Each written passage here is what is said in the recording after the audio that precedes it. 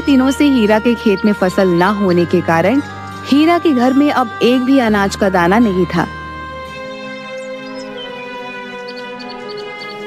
देखिए जी, आज कई दिन हो गए हैं लेकिन घर में कुछ भी खाने को नहीं है।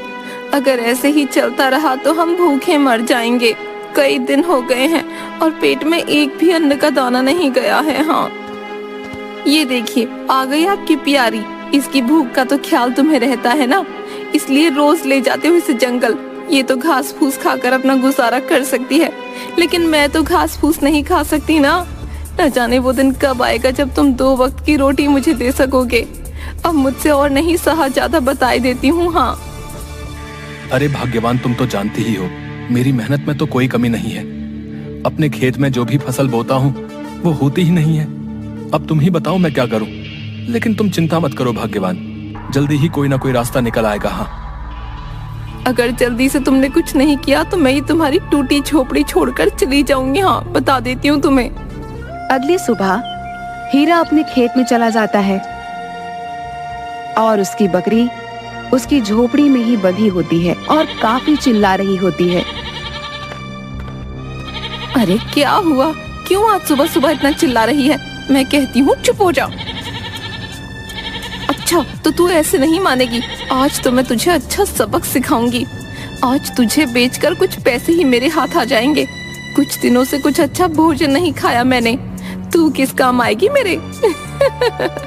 जिसके बाद हीरा की पत्नी बकरी प्यारी को एक चरवाहे के पास बेच देती है और बदले में कुछ पैसे लेकर खुश हो जाती है। शाम को हीरा जब खेत से वापस आता है और देखता है कि उसकी प्यारी बकरी झोपड़ी में नहीं है तो वो दुखी हो जाता है। तभी हीरा देखता है कि उसकी पत्नी बैठकर खूब सारी मजेदार जलेबियां और समोसे खा रही होती है। अरे वाह वाह, बहुत ही स्वादिष्ट। वाह वाह वाह, बहुत ही मजेदार है। आज तो मजा ही आ गया। वाह वाह वाह। अरे भाग्यवान, आज इतनी सारी जलेबियां और समोसे कहाँ से आए? और मेरी प्यारी कहीं नजर नहीं आ रही है। आखिर कहाँ है प्यारी? अरे ये जलेबियां और समोसे पास वाली बिमला देकर गई है। हाँ, बड़े मजेदार हैं। हाँ, और भला मुझे क्या पता तुम्हारी प्यारी का गई होगी जंगल में कुछ चरने। अब भला यहाँ तो उसे कुछ मिलता नहीं है। जाओ जाओ, जाकर ढूंढो अपनी प्यारी को। अरे प्यारी तो कभी जंगल में अकेली जाती ही नहीं है, हमेशा मेरे साथ ही जाती है। फिर भला उसे आज क्या हुआ? जाकर देखता हूँ उसे। जाओ जाओ, ढूंढो अपनी प्यारी को। उसे बेचकर तो ही तो मुझे आज जलेबियां और समोसे खाने को मिले हैं। हाँ। न जाने मेरी प्यारी कहाँ चली गई है। मेरी प्यारी ठीक तो है, न जाने इस जंगल में कोई जानवर उसे खा तो नहीं गया। अरे प्यारी कहाँ चली गई तू? तभी थोड़ी देर बाद हीरा को उसकी प्यारी बकरी नजर आती है। वह कुछ देर हीरा को देखती है और फिर भागने लगती है। हीरा भी उसे देखकर उसके पीछे भागने लगता है। अरे प्यारी रुक तो सही, आज ये क्या हुआ है तुझे? मैं कहता हूँ रुक जा। अरे प्यारी क्या हुआ है? अरे रुक जा प्यारी, रुक जा। लेकिन उसकी बकरी नहीं रुकती और वह जंगल की ओर भागने लगती है। भागते भागते वह एक सुंदर से पेड़ के पास आकर रुक जाती है। अरे तू भी ना प्यारी, मुझे तो तूने आज डरा ही दिया था। ऐसे अकेले इस जंगल में क्यों चली आई थी? कब से यहाँ ढूंढ रहा हूँ और तू मुझे यहाँ क्यों लेकर आई है प्यारी? तभी हीरा को एक बूढ़ी अम्मा की रोने की आवाज सुनाई देती है। हीरा थोड़ा हैरान हो जाता है और आगे चलकर देखता है कि एक बुढ़िया जिसके बहुत ही लंबे लंबे घने काले चमकदार बाल होते हैं, उसी सुंदर से पेड़ के पीछे बैठकर रो रही होती है। अरे अम्मा, क्यों रो रही हो तुम? सब ठीक तो है ना? अरे क्या बताऊं बेटा, मैं बहुत ही अभागी हूँ। इसी जंगल में कई वर्षों से अपनी छोटी सी झोपड़ी बनाकर रहती थी, लेकिन कल रात एक ऐसी भयानक आंधी आई जिसमें मेरी झोपड़ी तहस नहस हो गई बेटा। मुझ दुखियारी का इस दुनिया में कोई नहीं है। अब मैं कहाँ जाऊंगी बेटा?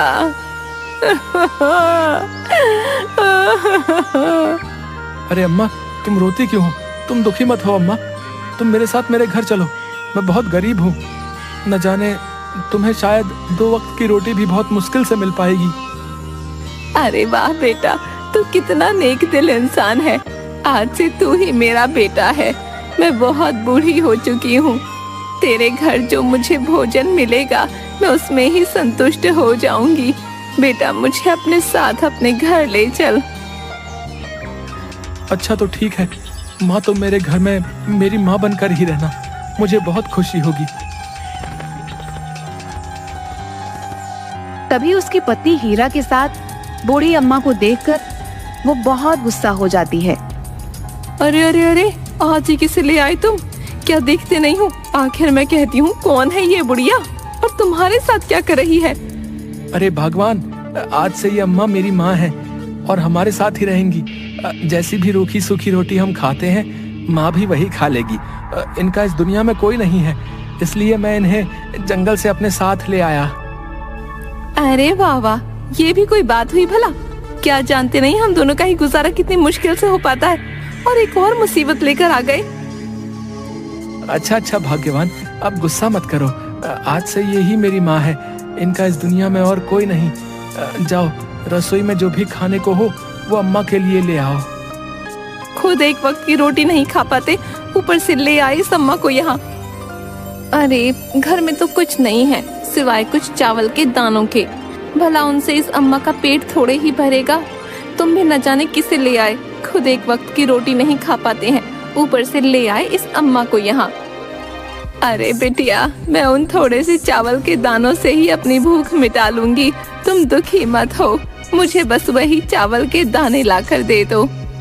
अच्छा ठीक है, लाकर देती हूँ तुम्हारे लिए चावल के दाने। मैं भी तो देखूं भला, बहुत ही कम मात्रा में चावल के दानों से तुम अपनी भूख कैसे शांत करोगी। तभी हीरा की पत्नी अंदर रसोई में जाती है और एक पतीले में जिसमें बहुत ही कम चावल के दाने होते हैं अचानक से चावल के दानों से भर जाता है, जिसे देखकर वह हैरान रह जाती है। अरे अरे, ये कैसे हुआ? ये तो एक चमत्कार है। हाँ, इतने सारे चावल के दाने। अरे वाह वाह, मुझे तो कुछ समझ में नहीं आ रहा। तभी वहाँ पर हीरा आ जाता है और ये सब देखकर हैरान हो जाता है। अरे भाग्यवान, ये कैसे हुआ? इतने सारे चावल के दाने। हाँ, मेरी तो कुछ समझ में नहीं आ रहा, ये कैसे हुआ आखिर। जिसके बाद हीरा की पत्नी बूढ़ी अम्मा को खूब सारे चावल एक थाली में दे देती है, जिसके बाद अम्मा वह चावल बड़े चाव से बैठकर खाती हैं। तभी हीरा की पत्नी बूढ़ी अम्मा के लंबे लंबे बाल बड़े ध्यान से देखती है, जो काफी चमक रहे होते हैं। अरे वाह, इस बुढ़िया के बाल तो कितने लंबे और चमकदार हैं। वाह वाह, इतने सुंदर बाल। इस जैसे बाल तो पूरे गांव में किसी के नहीं है। हाँ। अरे वाह वाह, ये तो सच में बहुत स्वादिष्ट भोजन है। वाकई हीरा बेटा, मेरी आत्मा को शांति मिल गई। वाह वाह, बहुत ही मजेदार। आज तो न जाने कैसे ये चमत्कार हुआ और इन चावलों से हमारा पेट भर गया, लेकिन कल क्या होगा? कल कैसे हमारी भूख मिटेगी? तभी बूढ़ी अम्मा अपनी पलकें झपकाती हुई मुस्कुराती हैं। थोड़ी देर बाद जब हीरा और उसकी पत्नी सो रहे होते हैं, तभी बूढ़ी अम्मा रसोई में जाती हैं और हीरा की पत्नी भी चुपके से उठकर बूढ़ी अम्मा के पीछे पीछे जाती है। तभी बूढ़ी अम्मा के बाल अचानक से और लंबे हो जाते हैं और बूढ़ी अम्मा अपनी आंखों की तेज रोशनी से रसोई में रखे खाली डिब्बों में खूब सारा आटा, चावल, दाल सब कुछ डिब्बों में भर देती है। अरे अरे, ये क्या? ये चालाक बुढ़िया तो कोई साधारण बुढ़िया नहीं है, ये तो जादुई है। इसके बाल अचानक से इतने घने कैसे हो गए? कहीं ये जादुई चुड़ैल तो नहीं जिसके बाल लंबे होते हैं? हाय, न जाने ये मेरी झोपड़ी में किस इरादे से आई है, पता तो लगाना ही पड़ेगा। हाँ। तभी थोड़ी देर बाद बहुत तेज बारिश होने लगती है, जिसकी वजह से हीरा की झोपड़ी से पानी टपकने लगता है। हीरा और उसकी पत्नी ये देखकर घबरा जाते हैं। अरे अरे, ये क्या? इस बारिश को भी अभी आना था, अब हम क्या करेंगे? हमारी टूटी झोपड़ी में से बरसात का पानी टपक रहा है। हाय हाय, अब हम क्या करेंगे जी? मेरी तो कुछ समझ नहीं आ रहा। क्या करेंगे? इस बरसात के टपकते पानी में ही हमें रात बितानी होगी। इस बरसात को भी अभी आना था। हाय हाय। अगली सुबह हीरा जब उठता है तो ये देखकर हैरान हो जाता है कि उसकी टूटी झोपड़ी के सामने बहुत सारी ईंटें लगी हुई हैं अरे भाग्यवान, जल्दी आओ, ये देखो हमारी झोपड़ी के सामने आखिर इतनी सारी ईंटें आई कहाँ से? मुझे तो कुछ समझ में नहीं आ रहा है। अरे अरे, मुझे तो लगता है ये भगवान का चमत्कार है। उन्होंने हमारी सुन ली जी। इन ईंटों से तुम अपनी टूटी फूटी झोपड़ी को एक पक्के घर में बदल दो। हाँ बस, और मुझसे रहा नहीं जाता इस टूटी झोपड़ी में। अरे हाँ हीरा बेटा, लगता है ये भगवान की ही मर्जी है। तू इन ईंटों से अपनी टूटी झोपड़ी को पक्का कर ले। जिसके बाद हीरा खुशी से सिर हिलाता हुआ उन ईंटों से अपना घर बनाने लगता है और देखते ही देखते बहुत सुंदर सा घर बन जाता है। अरे वाह वाह, हमारा कितना सुंदर घर बनकर तैयार हो गया जी। देखिए तो, ये देखने में कितना सुंदर लग रहा है। अरे वाह वाह। हाँ भाग्यवान, तुम बिल्कुल सही बोल रही हो। हमारा घर देखो तो सही, कितना सुंदर है। हाँ बेटा, देख रही हूँ। हीरा बेटा, तेरा घर तो बहुत सुंदर है। वाह वाह, सब ऊपर वाले की मर्जी है बेटा, उसके खेल निराले हैं बेटा। जिसके बाद बूढ़ी अम्मा हंसने लगती हैं। मुझे तो लगता है ये जादू भी इस जादुई चुड़ैल बुढ़िया का ही है। अब मुझे जल्दी कुछ करना होगा। हाँ, कहीं ऐसा ना हो कि हम दोनों को खा जाए। नहीं नहीं, मुझे जल्दी ही इस जादुई चुड़ैल का पता लगाना ही होगा। आधी रात को जब बूढ़ी अम्मा सो रही होती है, तभी चुपके से हीरा की पत्नी अपने हाथ में एक बड़ी सी कैंची लेकर सोती हुई बूढ़ी अम्मा के पास जाती है। अब आएगा मजा। अब देखती हूँ इस जादुई चुड़ैल के लंबे घने बालों में कोई जादू है। मैं इसके ये बाल ही काट दूंगी। हाँ फिर देखती हूँ कैसे दिखाती है अपना जादू। और उस बूढ़ी अम्मा की सारी बाल काट देती है। जिसके बाद हीरा की पत्नी वहाँ से चली जाती है और तभी बूढ़ी अम्मा की आँख खुलती है और वो शीशे में अपने बाल को देखकर जोर जोर से हंसने लगती हैं। अरे ये पगली भी ना बहुत ही नासमझ है। अभी जानती नहीं है मुझे, मैं कोई साधारण बुढ़िया नहीं हूँ। तभी बुढ़िया की जादुई शक्ति से उसके बाल फिर से लंबे हो जाते हैं। अगली सुबह जब हीरा की पत्नी बूढ़ी अम्मा को छुप कर देखती है तो हैरान रह जाती है। अरे अरे अरे, ये क्या, इस जादुई चुड़ैल बुढ़िया के बाल फिर से आ गए। हाय, ये क्या हो रहा है?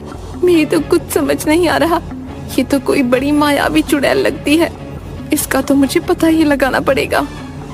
तभी आधी रात को बूढ़ी अम्मा सो रही होती है और हीरा की पत्नी छुपकर उसे देख रही होती है। तभी अचानक से बूढ़ी अम्मा अपनी आंखें खोलती हैं और बाहर जंगल की ओर जाने लगती हैं। हीरा की पत्नी भी बूढ़ी अम्मा के पीछे पीछे जाने लगती है और तभी वह देखती है कि बूढ़ी अम्मा जंगल में तालाब के पास जाती है और अचानक से उस तालाब के पास जाकर एक बहुत सुंदर स्त्री बन जाती हैं, जो बहुत सारे जेवर पहने होती है। और तभी तालाब में एक छवि आती है जो दिखने में बहुत ही भयानक होती है। प्रणाम रानी परी, अब आपका समय धरती लोक पर थोड़ा ही शेष बचता है। आप एक जादुई नगरी से हैं और परियों की रानी भी। जादुई नगरी को आपका इंतजार है। मैं जानती हूँ, अब मेरा मनुष्यों के बीच एक साधारण मनुष्य बनकर रहने का समय समाप्त होने को है। लेकिन जितना भी समय बचता है मैं अपने बेटे हीरा के साथ बिताना चाहूंगी। हीरा बहुत ईमानदार और नेक दिल इंसान है। मैं बहुत जल्दी ही जादुई नगरी वापस आ जाऊंगी। जी रानी परी, जो आपकी इच्छा। अब मैं चलती हूँ। जिसके बाद छवि वहाँ से गायब हो जाती है। तभी हीरा की पत्नी जो छुपकर देख रही होती है। अरे अरे, इसका मतलब ये बुढ़िया जादुई चुड़ैल नहीं बल्कि जादुई नगरी की परियों की रानी है। अरे वाह वाह, कितने अच्छे भाग्य हमारे। अब मुझे समझ आ गया, मैं इन परियों की रानी को ऐसे नहीं जाने दूंगी। थोड़ी देर बाद हीरा की पत्नी अपने घर आती है और हीरा को सारी बात बताती है। अरे मालती, तुम ये क्या बोल रही हो? क्या सच में माँ कोई जादुई नगरी की रानी परी है? मुझे तो यकीन ही नहीं हो रहा है। अरे हाँ हाँ, बिल्कुल सच बोल रही हूँ। मैंने सब अपनी आंखों से देखा है। वो परियों की रानी परी है। हाँ देखो अम्मा, अब मुझे पता चल गया है, तुम कोई साधारण अम्मा नहीं हो बल्कि एक जादुई नगरी की रानी परी हो। बूढ़ी अम्मा हैरान हो जाती है। इतना सुनते ही बूढ़ी अम्मा फिर से वही सुंदर रानी परी का रूप धारण कर लेती है। हीरा यह सुनकर बहुत हैरान होता है। अरे माँ, मुझे तो यकीन नहीं हो रहा है, ये मैं क्या देख रहा हूँ? तुमने अचानक से अपना रूप कैसे बदल लिया? ये सच है हीरा बेटा, मैं जादुई नगरी से परियों की रानी परी हूँ, जो इस धरती पर कुछ दिन मनुष्यों के बीच रहने आई थी और एक ऐसी जगह ढूंढ रही थी जहाँ पर मैं कुछ दिन रह पाऊँ।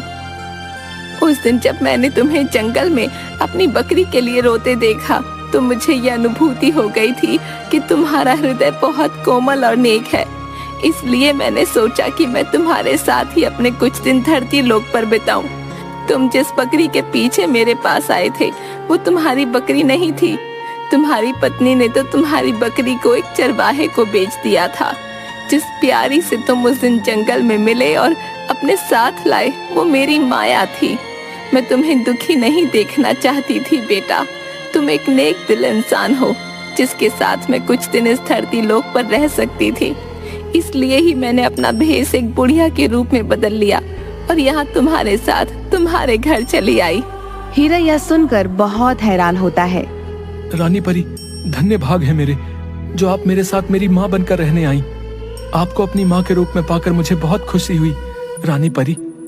देखो रानी परी, तुम तो जानती ही हो, तुमने इतने दिन हमारे साथ बिताए हैं, तो मैं तुमसे कुछ मांगना चाहती हूँ। तुम जादुई नगरी से हो, मेरे पति ने तुम्हें अपनी माँ समझा है, इसलिए तुम्हें मेरी इच्छा पूरी करनी होगी। हाँ, आखिर क्या इच्छा है तुम्हारी?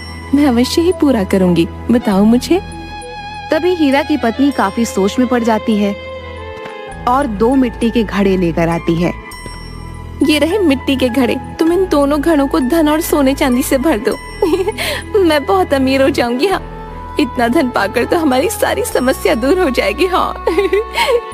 अच्छा ठीक है, अगर तुम्हारी यही इच्छा है तो मैं जरूर तुम्हारी ये इच्छा पूरी करूंगी बेटी।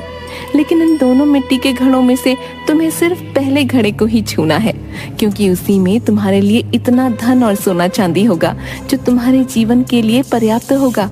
दूसरा मिट्टी का घड़ा लालच का घड़ा है। इस घड़े को तुम हाथ मत लगाना, वरना अच्छा नहीं होगा बेटी।